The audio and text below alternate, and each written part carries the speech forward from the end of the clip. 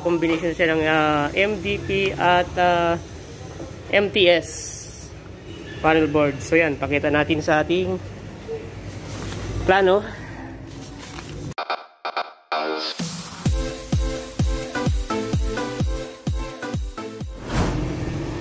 So yun guys, good afternoon, at ngayon ay nandito na naman tayo sa ating isang project na kung saan kami ay magkakabit ng manual transfer switch na mayroong combination na MDP. Yan. So bali mayroon tayong 5 breaker. Nito ay tatakbo ito kada sub panel. Yan, isa dyan, isa doon, isa dito, isa dyan, at isa doon. So ayan. So ito isang 125 63 ampere, 63 63 63. So ayan.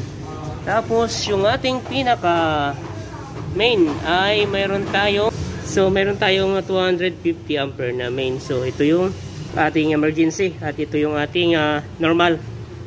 So ayan, usually kapag naka-on to, kapag naka-normal tayo, naka-on to, naka-brown out, bababa natin to, tapos ipupos natin dyan, tapos i-on natin to kapag gagamitin natin yung generator, pupos natin to. So ito ngayon ay naka-trip lang yan, ganyan lang talaga.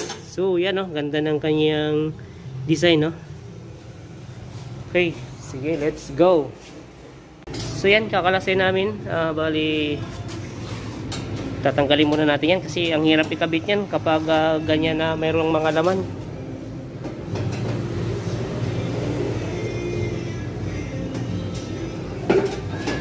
So yun, ganyan yung kanyang laman guys. So, ang kanyang lamang loob. Tapos ang pagkabit natin yan guys ay dito sa tapat ng may knockout na yan. Tapos ipapantay lang natin dito yung pinakadulo ng ating panel board. Ito. Pinakadulo niyan.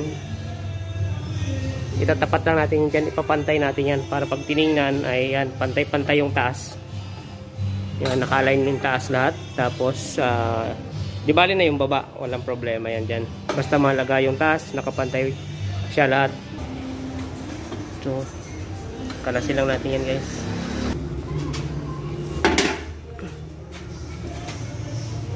Yung lock niya nandun lang. Tapos dito, natanggal na yung dito. And meron pa. Yan guys, sa mga gustong sumama sa amin, pasensya muna kayo. Hindi muna kayo makakasama sa amin. Para lang muna sa amin to. Ito, kakalasin din muna natin. Nabubunot lang to guys. Yung lock dito. Papakita natin kung paano tinatanggal ng basic moves. Yun o. Yun o.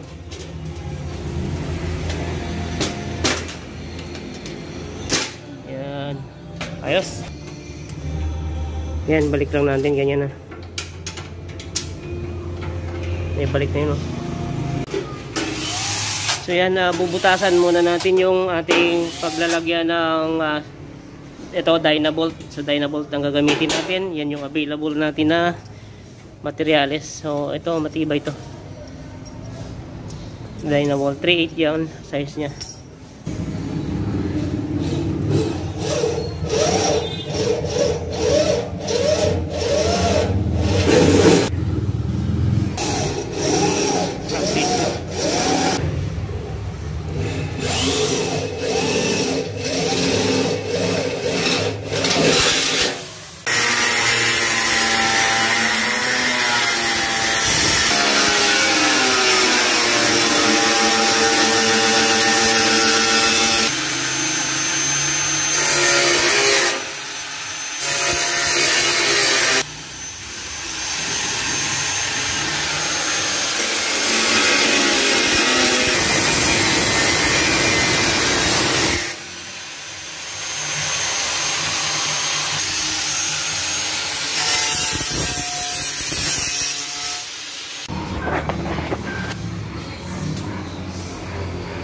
Okay. Mamaya na lang, damputin ko na lang yan.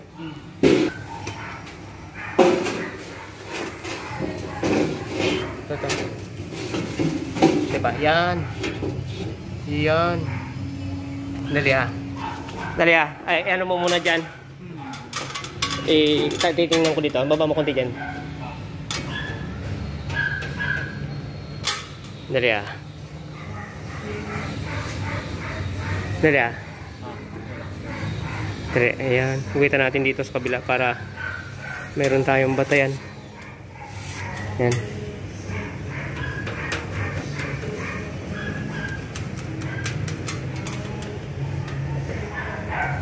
Yeah.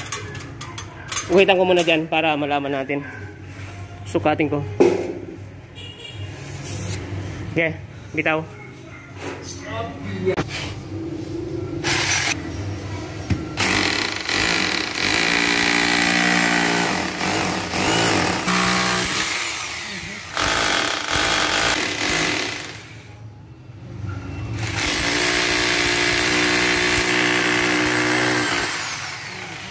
Yan, ready na para isalpak.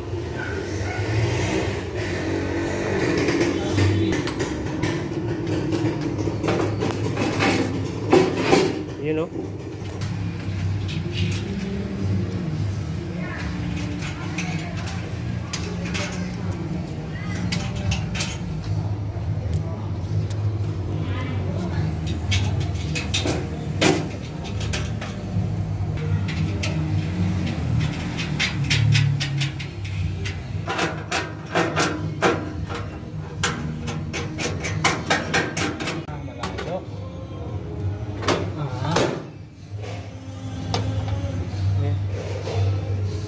Sakto lang yung ano natin.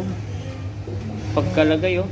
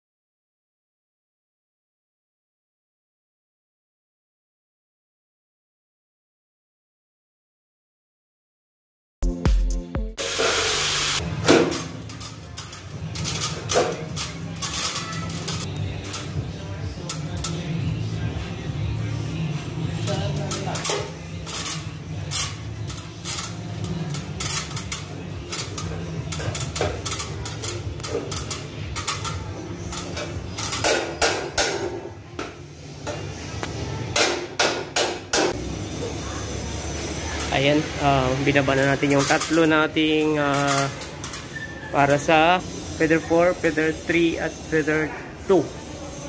Tapos wawiringan na natin tong feather 1 saka yung ating LP. So ito na yung ating MDP. Ayan, combination siya ng MDP at MTS panel board. So yan, pakita natin sa ating plano. So ito yung ating feather 1. So ang ating wire dyan ay 22mm squared lang. Ang ating feather 3, yan, 22mm squared lang siya. Ang ating feather 4, 22mm squared lang din ang kanyang main. Ang ating LP admin ay 38mm squared yan. At yung Ito na nga yung ano, MDP. Yan. Ito na yun, yung nandun. Yan, ho. So yung wire nun guys ay 80mm squared yan. So ayun guys, ito yung ating 38mm squared na para dito sa LP admin. So yan ay pupunta doon sa unang circuit breaker. Ayan. Tapos the rest niyan, ito 60 para na yan sa feather 1, 2, 3 at 4. So medyo bibitinin ko lang muna kayo kasi nga mayroon akong siservisan. Ayan. Hanggang sa muli po. Paalam. Ayan o. Okay. Sige. Sa sunod na naman.